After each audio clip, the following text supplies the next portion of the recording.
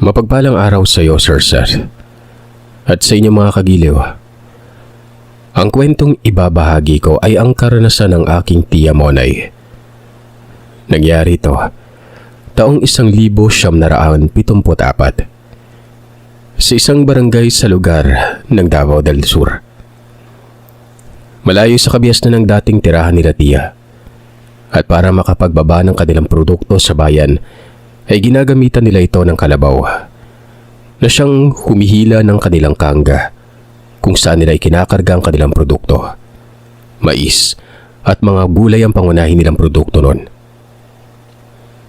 Tuwing 6 hanggang 7 buwan naman ay ang mga halamang ugat na kanilang tinatanim. Nangangailangan kasi ito ng takdang panahon bago nila ito maani.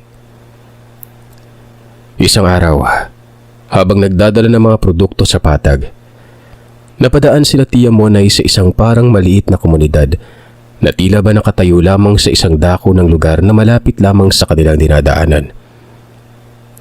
Nagtataka sila dahil wala naman dapat ganong klase ng lugar sa kanila ng mga panahon na yon.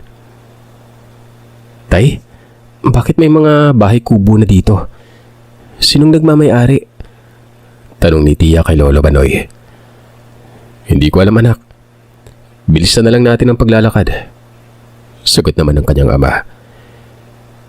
Bilang ikalawang anak sa noon ay 5 magkakapatid. Tanging si Tia Monay ang laging isinasama ni Lolo Banoy sa pagpunta nito sa patag. Hindi kasi nito pwedeng isama si Tio Tinok na siyang panganay sa magkakapatid dahil wala makakatulong si Lola Niknik kapag si Tio Tinok ang isasama ni Lolo Banoy noon. Binilis na naman ni Tia Monay ang paglalakad noon. Hindi niya kasi maintindihan kung bakit gano'n na lamang ang pananayo ng kanyang balahibo nang makita niyang maliit na komunidad na yon malapit sa kanilang dinadaanan. Nang makalampas naman sila sa lugar, sinabihan siya ni Lolo Banoy na huwag siyang umuwing mag-isa. Hintayin na lamang niya itong makatapos sa pagtitinda at sabay na silang umuwi noon. Palagi kasing nauunang umuwi si Tia Monay kapag may nabenta na sila. Dali-dali kasing bumibili si Lolo Banoy ng mga kakailanganin nila sa bahay. Pagkatapos ay mauuna nang uuwi sa tiya, dala-dala ang mga pinamili ni Lolo noon. At ito naman ay kung saan-saan na naaabutan ng hapon, lalo na kapag kasama nito ang mga kaibigan niyang naroroon sa lugar. Pero nung mismong araw na yon, hindi na ito pumayag na mauna si Tia Monay. Bago pa man magpananghalian ay natapos na rin sila sa pagtitinda ng kanilang produkto. Kaagad na namili si Lolo Banoy ng kanilang kailangan sa bahay at dali-dali na silang umuwi ni Tia Monay noon. Nang dumaan sila sa lugar ay naroroon pa rin ang maliit na komunidad. Pero tila ba abandonado, gawa ng wala namang lumalabas na tao sa mga kubo. Ganun pa man, pinagmamadali na ni Lolo Banoy ang kanilang paglalakad. Hanggang sa hindi na nila namalayan na nakarating na pala sila sa kanilang tahanan. Nagmamadali ng tumakbo si Tia Monay papasok sa kanilang bakuran habang tinatawag ang ina nitong si Lola Niknik. Dali-dali naman silang pumasok sa bahay. Pagkalapag ni Lolo Banoy ng kalahating sako ng bigas at ng iba pa nilang pinamili, ay kaagad nitong hinanap ang mga kapatid ni Tia Monay. Mabuti na lamang at nasa bahay naman na silang lahat kung kaya't mabilis na isinara ni Lolo Banoy ang pintuan at ikinuwento sa kanila ang kanilang nakita sa may daan. Nick, bumalik na sila. Wika ni Lolo Banoy. Tinanong naman ni Lola kung ano ang bumalik na. Yung kinatatakutan natin ng mga bata pa lamang tayo. Bumalik na. Napatingin naman si Tia Monay kay Lolo Banoy. Hindi kasi niya maintindihan kung anong ibig sabihin nito. Noon lamang niya nakita ang ganoong reaksyon at pagkabahala sa mukha ng kanyang ama. Nay, ano bang kinatatakutan ni tatay? Tanong ni Tia kay Lola noon. Yung nakita niyong maliit na sityo malapit sa ilog. Hindi sila mga normal na tao, anak. Sagot ni nanay sa tanong niya. Nagtataka pa itong si Tia kung paano niya nasabi yun gayong wala naman silang nakitang kahit isang tao lamang sa lugar na yon.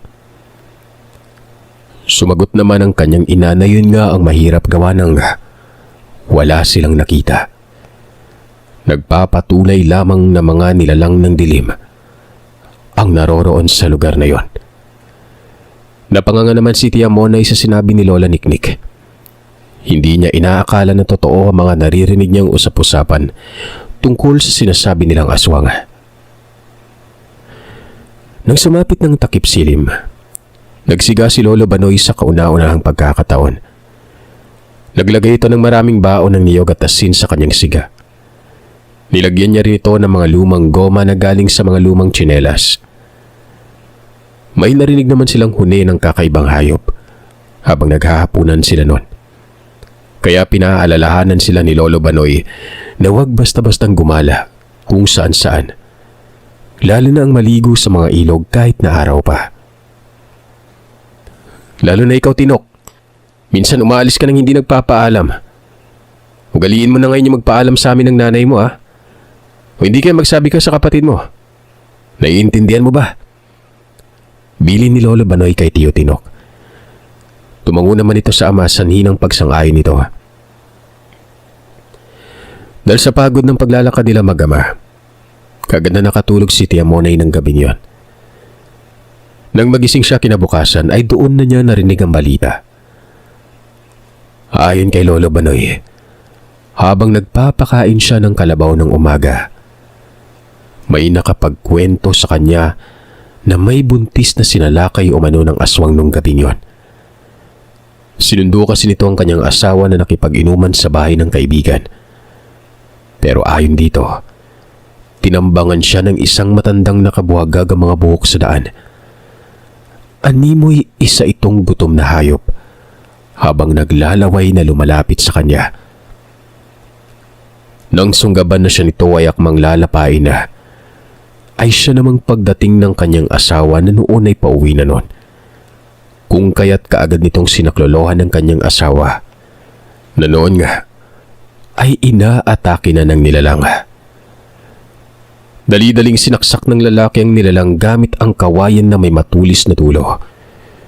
Binunot niya ang kawayan na ginamit ng mga tao na pambakod sa bagong tanim nilang puno ng Himelena. At yun ang ginamit niyang panaksak sa nilalang na yon. Nabitawan itong buntis at dali-dali itong lumayo. Habang nasa likod pa rin ito nakabaon ng kawayan na yon. Yung buntis, nagkaroon ng galos pero maayos naman itong nakauwi sa kanila kasama ang kanyang asawa. Ang hindi lamang alam ng mga tao, kung pinatingnan ba ito agad sa albularyo.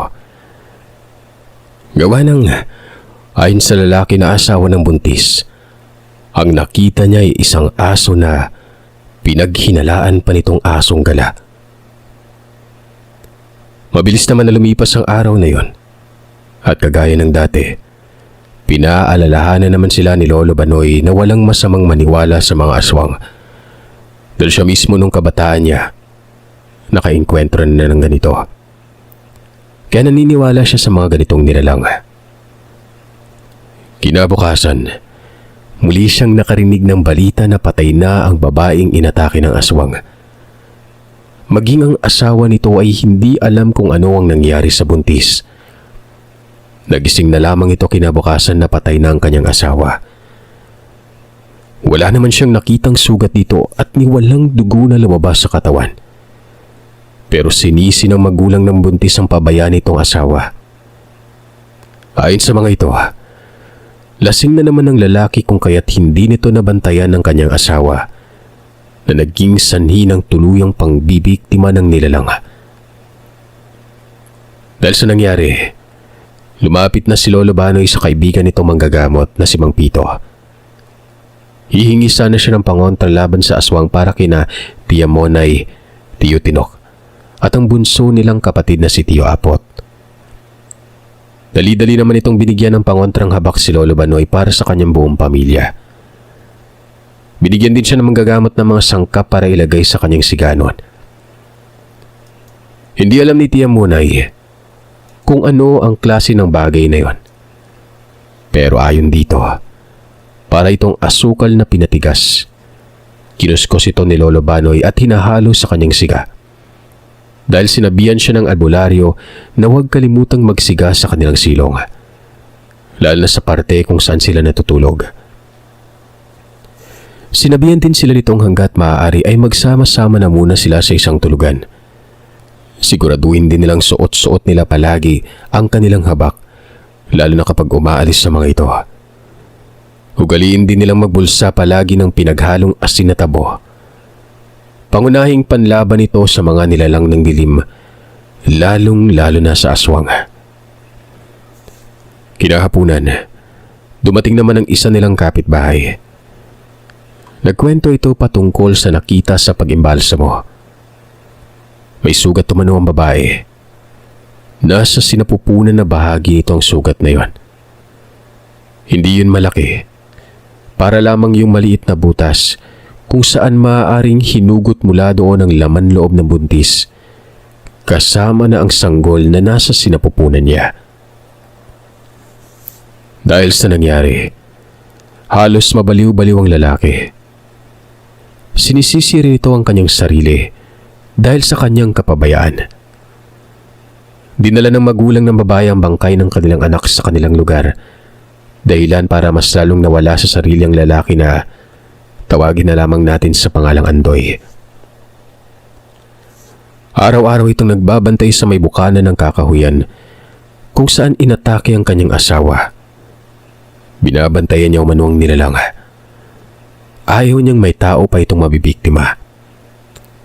Pero sa ginagawa ni Mang Andoy, ay tila ba kinatatakutan na rin siya ng mga bata, kasama na roon sina Tia Monay. Kapag kasi may makita siya mga bata na pumupunta sa ilog kung saan ay madadaanan nilang kakahuyan, sinisita sila ng Mang Andoy. At dahil nga sa tila baliw na ito kung kumilos ay natatakot ang mga bata sa kanya. Mabilis na lumipas sa mga araw. Patuloy pa rin si Mang Andoy sa kanyang ginagawa. Madalas din itong pumupunta sa bahay ng kaibigan ni Lolo Banoy na albularyo. Nakikipag-usap ito dito. Pero nagtataka naman sila Lolo Banoy dahil hindi na nila nakikitang nakipag-inuman si Mang Andoy. Naging bihira na rin itong maligo na siyang inaayawan nila tuwing nakakasalubong nila ito sa may daan. At dahil sa wala namang kahit na anong senyales na ibinibigay ang kanilang habak tuwing nakasalubong nila si Mang Andoy, hindi naman sila nababahala. At dahil hindi din mapakali si Lolo Banoy sa naging kapalaran ni Mang Andoy, kung kaya't naisipan niya itong kausapin isang umaga. Doon niya nalaman na sinasadyang hindi maligo ni Mang Andoy, hanggang sa mapantayan niya ang amoy ng mga nilalang para sa kanyang binabalak. Kung ano man yun, ayaw niyang ipaalam sa mga tao. Kaya hindi na ito pinilit pa ni Lolo Banoy na sabihin sa kanya kung ano man yun. Isang araw, nag-ani sina Lolo Banoy ng kanilang mga kamoting kahoy at kamoting baging. Sa pagkakataong ito ay kasama nila si Tio Tinok at Lola Niknik. Si Tio Apot naman ay iniwan nila sa magulang ni Lolo Banoy dahil marami silang ibebenta ng araw na yon. Sa kanilang daan papuntang bayan, muli silang dumaan sa maliit na komunidad. Pero sa pagkakataong ito ay may mga bata na naglalaro sa labas sa mga kubo. Tinignan ito ni Tia Monay. Nakita niya mga bata na tumingin din sa kanya at ngumisi. Kinilabutan siya na makita niya mga ngipin nito na kakaiba. Hiwa-hiwalay ang mga dilaw na ngipin ng mga ito. Ang isa dito ay naglalaway pa at may bitbit na buto ng karne na siyang nagpatayo sa mga balahibo ni Tia. Nakita niya kasi ang pulang likido sa karne at halatang hilaw ito habang inangatan ng batang yon. Napansin siya ni Lolo at Tio nun kung kaya't sinaway siya nito. At doon naman ay hinawakan siya ni Lolo Banoy at pinalakad sa kanilang unahan. Dinaanan lang naman nilang maliit na komunidad ng walang kibo. Maging si Lola Niknik ay hindi nagbitiw ng kahit na anumang salita sa kanyang mga nakita. Nang pinauna ni Lolo Banoy si Tia Monay, biglang umiba ang ekspresyon ng mga bata na nanonood sa kanila. Tila ba naging seryoso ang mga ito At biglang nagsabi ang pinakamatanda dito ng, "Daan ulit kayo dito mamaya, ha? Bigyan niyo kami na makakain." Habang tumatawa nun. Hindi naman nagpakita ng takot dito sina Lolo Banoy at Lola Niknik. Pati si Tio Tinok. Si Tia Monay naman ay panay ang lingon pero sinaway na ito ni Lolo Banoy. Maayos naman silang nakarating sa bayan. Pero inabot sila ng ilang oras bago maubos ang kanilang paninda. Saka pa lamang sila nakapamili ng kanilang kakailanganin. Na makapamili na, kaagad naman silang naglakad pa uwi na ng kanilang tahanan. Kailangan pa kasi nilang daanan si Tio Apot sa kabilang bahay. Binilhan na rin ni Lolo Banoy ng kanilang pangangailangan ng dalawang matanda. Sa kanilang pagdaan, muli silang napadaan sa maliit na komunidad. At sa mga panahong yon, dalawang matanda naman ang kanilang nakita sa bakuran. Nais silang lapitan ng mga ito pero si Tio Tinok ay nagdakot ng pinaghalong abo at asin sa kanyang magkabilang bulsa at hinahagis ito sa magkabilang gilid ng kanilang dinadaanan na naging sanhi ng tira ba pagkakairita ng dalawang matanda na yon. Sinusundan sila ng mga ito. Habang nakasunod ay hindi naman makalapit ang dalawang matanda dahil sa kanilang ginagawang pagsaboy. Hindi katagalan, huminto na lamang sa pagsunod ng mga ito nang lumampas na sila sa bahaging yun ng lugar. Halos magtakip silim na makauwi sila sa bahay kung kaya't nagmamadali ng magsiga si Lolo Banoy sa labas. Habang si Lola Niknik naman at Tia Monay ay naghanda na kaagad ng kanilang hapunan. Pagkatapos magsiga ni Lolo Banoy ay kaagad naman silang sumalok ng tubig sa balon na may hindi kalayuan sa kanilang tahanan. Habang papauwi sila galing sa balon, meron silang nalanghap na napakasangsang at kakaibang amoy. Pilit itong kinikilala ni Lolo Banoy dahil iniisip niyang baka amoy ni Mang Ando yon. Hindi kasi nila ito nakasalubong sa daan kanina. Pero wala naman silang nakita kung kaya't hinayaan na lamang nila ang amoy na yon.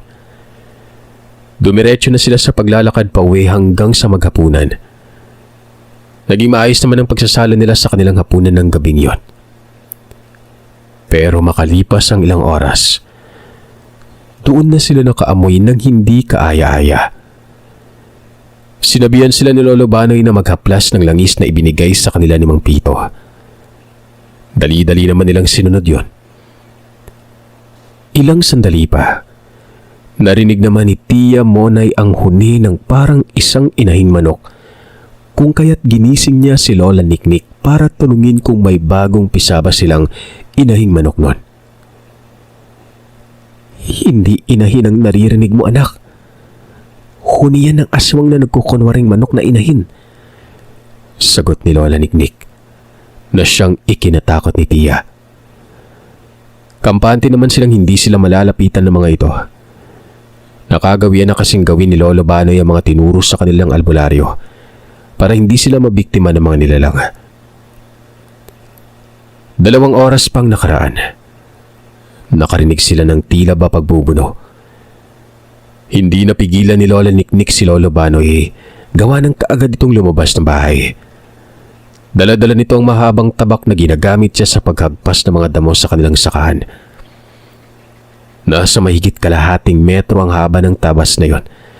Napabaliko ang dulo na ubod ng talim.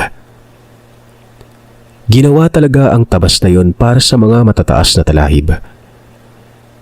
Ilang sandali pa ay narinig nilang may sumigaw ng isang matinis na boses. Sigurado sila Tia Monay na hindi yun ang tinig ni Lolo Banoy o ni Mang Andoy. Boses babae kasi ang narinig nilang yon. Gusto mang lumabas ni Tio Tinok ay hindi naman siya pinapayagan ni Lola. May pakiramdam kasi ito na may nilalang na naghihintay na may lumabas kahit na isa lang sa kanila. Ilang sandali pang lumipas, naamoy nilang sangkap na nilalagay ni Lolo Inok sa kanyang siga. Nagtaka naman si Lola kung saan ito nanggaling. Nang walang ano-ano ay narinig nila ang boses ni Lolo Banoy na tila may inaalalayan nito. Hindi na napigilan ni Lola Niknik si Tio Tinok na buksan ang pintuan. Doon ay nakita niya si Lolo Banoy na inaalalayan nito si Mang Andoy. Papasok na mga ito sa kanilang bakuran. Habang bitbit naman ni Mang Andoy ang malaking lata ng sardinas na naglalaman ng umuusok na siga. Kaya napagtanto nila na doon pala nang gagaling ang samyu na kanilang naaamoy noon. Dali-dali silang pinapasok ni Tio Tinok sa bahay. Sugatan si Mang Andoy pero hindi naman ito kalaliman. May mga galos ang balikat nito. May dugo namang tumutulo sa tabak ni Lolo Banoy na ayon dito ay dugo ng nilalang na kanyang tinaga. Naabutan nitong lalapain na sana nito si Mang Andoy. Kaagad namang dinaluhan ni Lola Niknik si Mang Andoy para saklolohan ito sa paggamot ng sugat na kanyang natamo. Si Lolo Banoy naman, dali-daling nagsiga sa kanilang abuhan para isalang sa baga ang habak na kanyang ginamit sa pagtaganing nilalang. Pero bago isinalang ang tabak, hinaplusan muna niya ng langis na galing sa albularyo. Si Lola naman, nanonood lamang sa ginagawa ng asawa. Si Tia, hindi na nakapagpigil nun. Nagtanong na ito sa ama kung para saan ang ginagawa niya. Para hindi na gumaling ang sugat ng nilalang anak. Tanging matipid na sagot lamang ni Lolo kay Tia. Napatango na lamang si Tia sa sinagot sa kanya ni Lolo Banoy. Si Lola Niknik naman matapos nitong malinis at magamot ang sugat ni Mang Andoy. Binigyan niya ito ng pagkain. Nanghihina ng Ginoo. Sigurado siyang hindi pa ito nakapaghapunan at hindi nga siya nagkamali nun. Habang kumakain si Mang Andoy ng hapunan, ay sinasalang ni Lolo Banoy ang kanyang tabak sa baga. Natanong nito si Mang Andoy kung saan pumunta si Mang Pito. Ilang araw ko na siyang hindi nakikita pre. Wika nito kay Mang Andoy. Ayon naman kay Mang Andoy, umalis si Mang Pito para pumunta sa ilang kamag-anak nito na nakatira sa ikalawang barangay. Hihingi umano ito ng tulong para puksain ang komunidad ng mga aswang na muling nakatirik sa kanilang lugar. Aminado ang albularyo na hindi nila kakayanin ng mga nilalang at sang-ayon din naman doon si Lolo Banoy. Kaya pre, sana hanggat di pa bumabalik si Mang Pito, huwag muna tayo pumunta sa kung saan-saan. Lalo na kung dadaan kayo sa komunidad na itinayo ng mga demonyong yon. Wika ni Mang Andoy sa kanila. At muli na naman itong yumuko at naalalang nangyari sa kanyang magina. Muli nitong sinabi kung gaano siya nagsisi sa kanyang kapabayaan. Inalo naman ito ni Lolo Banoy at ipinaalala nito sa kanya na ang lahat ng nangyari ay may dahilan. Maaaring may ibang plano ang Diyos sa'yo pre. Kung kaya't nangyari ang lahat ng yon. Kagaya na lamang ngayon. 2 kabataan ang nailigtas mo. Pag-aalo dito ni tatay. Napatanong naman sa kanila si Tio Tinok kung sinong kabataan ang nailigtas ni Mang Andoy. Sila Merto at Barot na mga kababata mo. Ayon dito, nangiilaw umano ang mga ito sa sapa ng atakihin si Merto ng isang malaking baboy ramo. Pero kaagad namang nasaklolohan ito ni Mang Andoy. Sinaksak niya ang nilalang gamit ang matulis na tulagdok. Yung tulagdok ay gawa sa sanga ng puno na may katamtamang laki na siyang pinatulis ang dulo para gawing pangbutas sa matigas ng lupa kapag nagtatanim. Yun ang napili ni Mang Andoy para panlaban sa mga nilalang na siya namang epektibo sa tingin ni Lolo Banoy dahil nakita niya rin kung paanong nahirapan sa pagtakbo ang nilalang. Habang ang tulagtok ay nakatarak pa rin sa likod nito, naging dihado lamang ang sitwasyon ng may isa pang nilalang na sumalakay kay Mang Andoy. Nailagan naman niya ito pero nakip pa rin ito ang kanyang tagiliran. Mabuti na lang at daplis lang sugat nito. Pero muli siyang hinambalos ng nilalang na siyang naging sanhi ng kanyang mga galos sa braso. At nang akma na siya nitong sasaksakin muli gamit ang mga kuko, ay siya namang pagdating ni Lolo Banoy. At doon na niya mabilis na tinaga ang nilalang sa bewang. Kaagad itong bumitaw kay Mang Andoy at mabilis na tumakbo palayo sa lugar. Ang dalawang kabataan naman ay natulala na siya namang hinatid nila pauwi nun. Pero hindi na sila pumasok pa sa bakuran ng mga ito dahil sa kalagayan ni Mang Andoy. Kaagad na silang bumalik at sa kanilang pagbabalik nun, doon nila nakita ang nilalang na nagmamasid sa labas ng bakuran. Sinipat ito ni Lolo Banoy at kaagad na hinanting gamit ang maliit niyang punyal. Pero mabilis kumilos ang nilalang kung kaya't nakailag ito. Tanging ang paalamang nito ang kanyang tinamaan na naging sanhi ng matinis nitong paghiyaw. Hindi naman na nakuha pa ni Lolo Banoy ang kanyang maliit na punyal. Nagmamadali na kasi silang pumasok sa bahay sa pag-aakalang meron pang nilalang ang nasa paligid at naghihintay ng pagkakataon para umatake. Sakto namang nag-uumaga na ng mga oras na yun kung kaya't nawala na rin ang mga nilalang at tuluyan na rin nakapagpahinga sina Lolo Banoy at Mang Andoy. Tanghaling tapat nang may dumating na dalawang panauhin. Pero katakatakang hindi sila makapasok sa bakuran. Ang bunsong kapatid nila noon na si Tio ay mabilis na tumakbo palapit sa mga ito na siyang hindi na napigilan ni Tia Monay. Kaagad itong pinuhat ng isang lalaki. Pero sa hindi malamang dahilan ay kaagad nitong binitawan na siyang naging sanhi ng pagbagsak ni Tio Apot sa lupa at dali-daling umiyak. Ang lalaki naman na humawak dito ay biglang umangil at napaatras palayo. Kaagad na kinuha ni Tio Tinok si Tio Apot habang tinatawag nito si Lolo Banoy. Lumabas naman sa pinto si Mang Andoy at Lolo Banoy at doon nila nakita ang dalawang kalalakihan na noon ay nakatitig na rin na galit sa kanila. Walang ano-ano ay ngumisit at sinabi sa kanila na, "Matalino ka, pero pasaan ba't makakaganti rin kami sa inyo? Kung di man sa'yo, sa pamilya mo." Wika ng isang lalaki kay Lolo na may kasamang angil at halatang gigil na gigil ito. Si Lolo Banoy naman ang mga panahon na yun ay tahimik lang. Pero ang mga klase ng titig nito sa mga nilalang ay animoy naghahamon sabay sagot nito ng, "Dadaan ka muna sa mga kamay ko bago mo mapadapo mga kamay mo sa pamilya ko." Wika ni Lolo Banoy habang matapang na nakipagtitigan sa nilalang na yon. Pero ismid lamang ang tanging na isagot ng mga ito at kaagad na tumalikod para umalis. Tanging malalim na buntong hininga na lamang ang pinakawala ni Lolo Banoy nang makalayo na ang mga panauhin na yon. Nagsalita naman si Mang Andoy na, "Kailangan mo na maganda pre. Sa ayaw natin at sa gusto, kailangan na nating harapin yung mga nilalang na yan."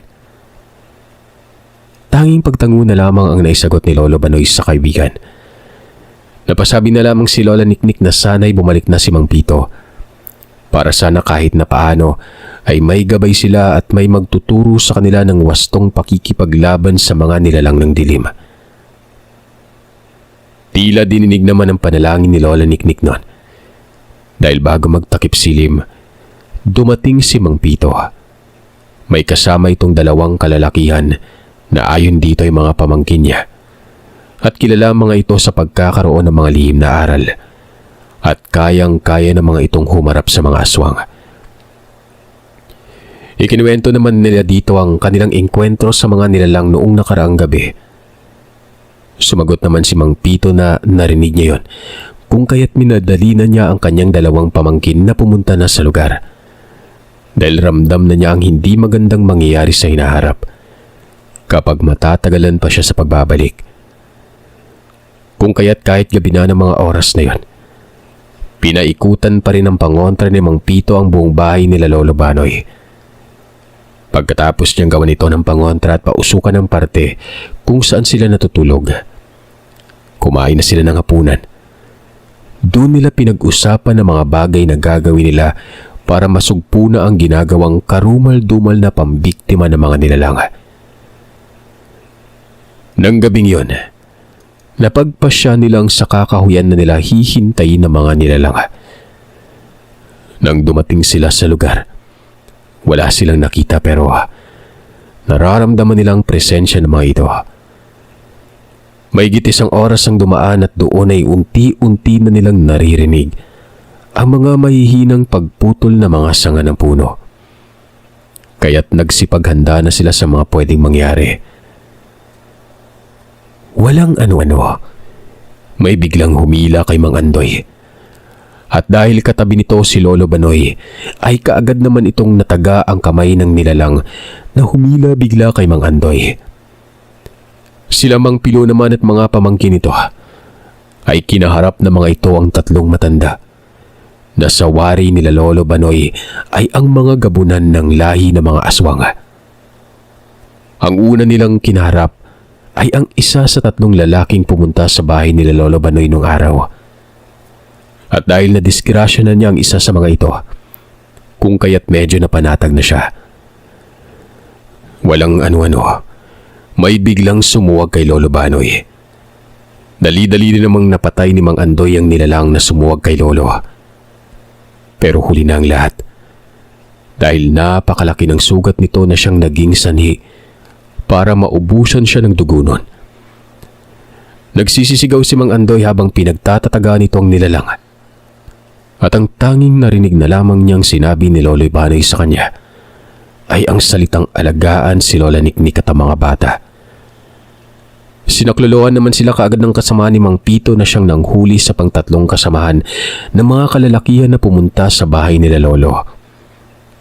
Ang ilan sa mga nilalang na makita nila ang pagkamatay ng tatlong lalaki at ang isa sa mga gabunan ay kaagad na silang nagsipulasan at nagsilayo.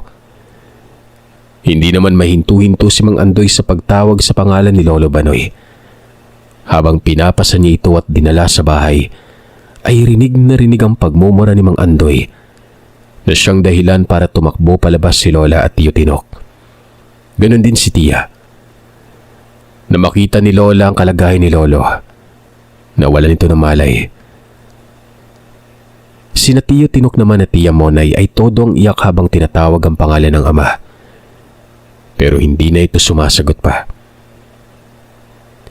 Si Mang Pito at ang dalawa nitong pamangkin ay pinunta ng lugar ng mga nilalang. Nang biglang may sumiklab na apoy sa lugar kung saan nakatirik ang kubo ng mga nilalang na yon.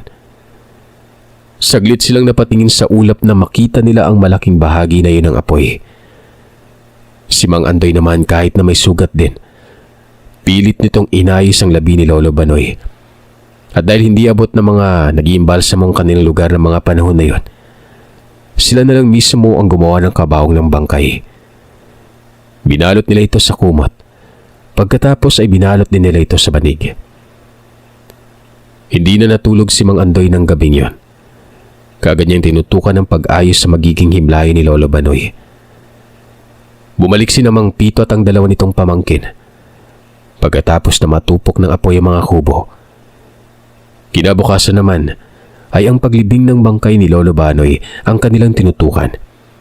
At ang binalikan nila ang kakahuyan. Namangha naman na nalito si Mang Andoy dahil tila ba walang bakas ng engkwentro na nangyari sa lugar. Hindi na umalis sa bahay nila Tia Monay si Mang Andoy pagkatapos ng nangyari.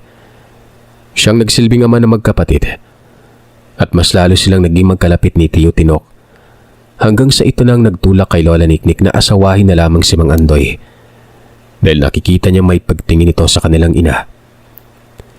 Doon na nagsimula ang pagkamabutihan nila Lola Niknik at Lolo Andoy na kinalaunan ay nagbunga ang kanilang pagsasama. Yun ang aking ama. At ang pinakabunso ay ang aking tiyuy na si Tiyo Umbok. Naging maayos naman ang kanilang pagsasama bilang magpamilya. Simula noon ay hindi na bumalik pa ang komunidad na siyang nagwakas ng buhay ni Lolo Banoy at ng iba pang biktima ng mga nilalang. Hanggang sa nagsipag-asawa na rin sina Tia at Tiyo Tinok. Doon pa rin naman sila nakatira sa lugar at nagbubuntis na si Tia Monay sa ikalawa nitong anak. Nang nabalitaan nilang may biglang sumibol na maliit na komunidad sa ikatlong barangay mula sa baryo na kanilang tinitirahan.